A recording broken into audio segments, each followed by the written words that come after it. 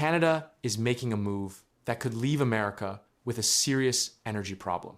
With major US refineries shutting down, Canada isn't just replacing what America lost, it's building a way to depend less on the US, and the impact could reach far beyond the oil market. America just lost 400,000 barrels a day of refining capacity, and Canada is stepping into the gap. When LyondellBasell ended refining in Houston and Phillips 66 shut its Los Angeles plant, the US West Coast took a hit big enough to reshape North American energy flows. But the real story isn't Canada replacing American refineries. It's Canada building the one thing that finally frees it from depending on American buyers at all. Start with the squeeze inside the United States. The country still has by far the larger refining system, so this is not a case of Canada suddenly out-refining America. But the losses are real and concentrated. The United States shed roughly 400,000 barrels per day of operable refinery capacity after LyondellBasell wound down its Houston operations and Phillips 66 closed its Los Angeles refinery. The West Coast absorbed a particularly sharp blow. The Phillips 66 closure alone represented about a 5% reduction in PADD 5 refining capacity, the district covering the entire American West Coast. That contraction creates an opening for Canada to become more important in supplying both crude and refined products across North American markets. But the bigger Canadian story is not about filling America's refinery gap. It is about breaking Canada's decades-old dependence on American buyers.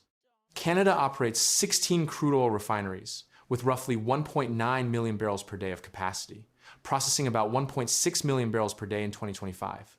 That domestic refining base is substantial, but it is not the game changer.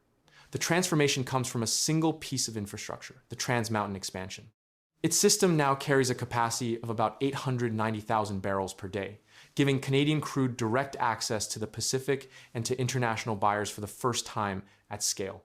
The impact of that access is already visible in the export data. In 2025, more than 65% of the oil shipped from the Westridge terminal in Burnaby, British Columbia, went to Asian markets. That single statistic represents a structural shift in where Canadian oil goes. For the first time, a majority of the crude leaving Canada's primary Pacific export terminal is heading across the ocean rather than south across the border.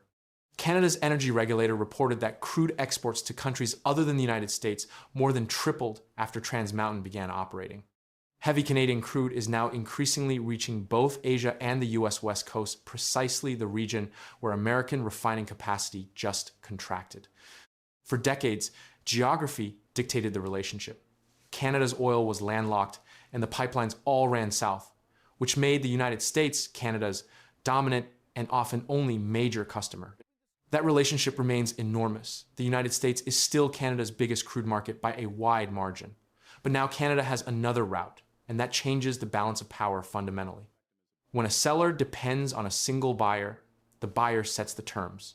When the seller has alternatives, the negotiation changes. Trans Mountain gave Canadian producers alternatives they never had before, and that alone increases their bargaining power across the entire relationship. The dynamic this creates is genuinely complicated because the dependency runs in both directions. American refiners hold a major structural advantage. Many of them, particularly in the Midwest and Gulf Coast, were specifically designed and built to process heavy Canadian crude. They cannot easily switch to lighter grades without expensive modifications. That means America genuinely needs Canadian oil and needs the specific heavy crude that Canada produces. At the same time, Canada increasingly has alternatives to America.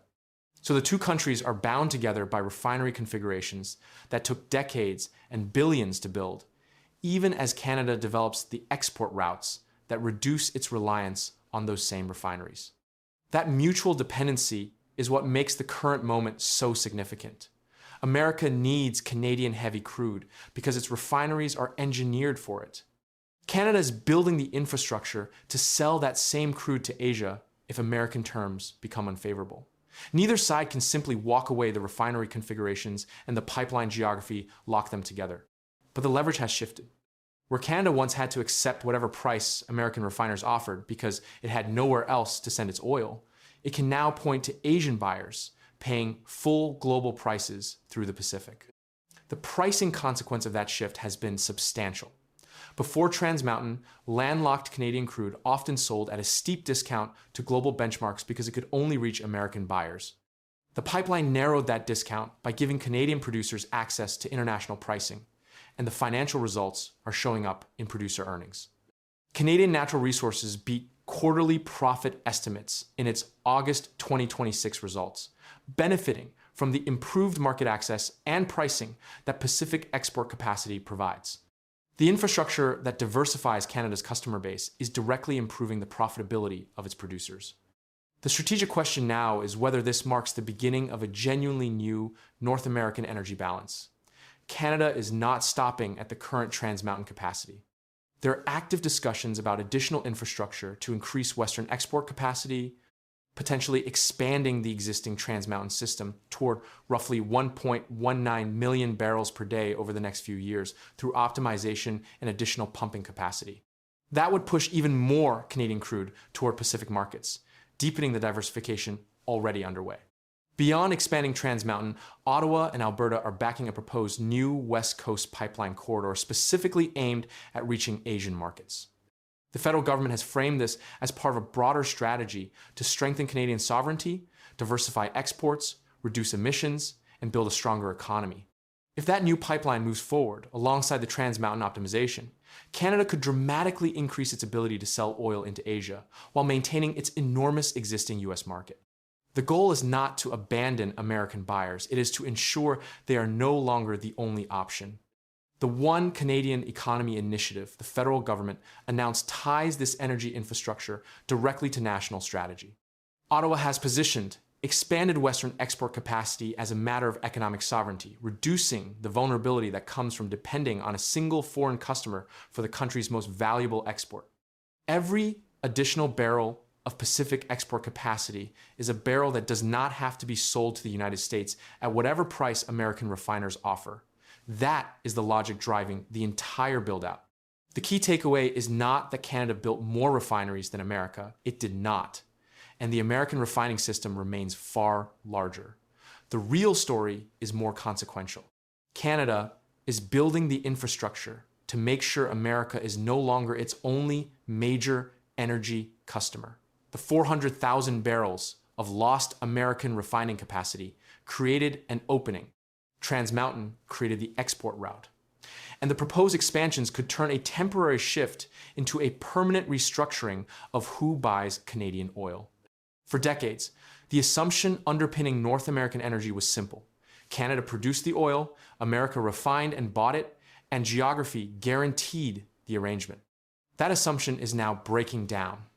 American refineries still need Canadian heavy crude, and they still hold the advantage of being built to process it.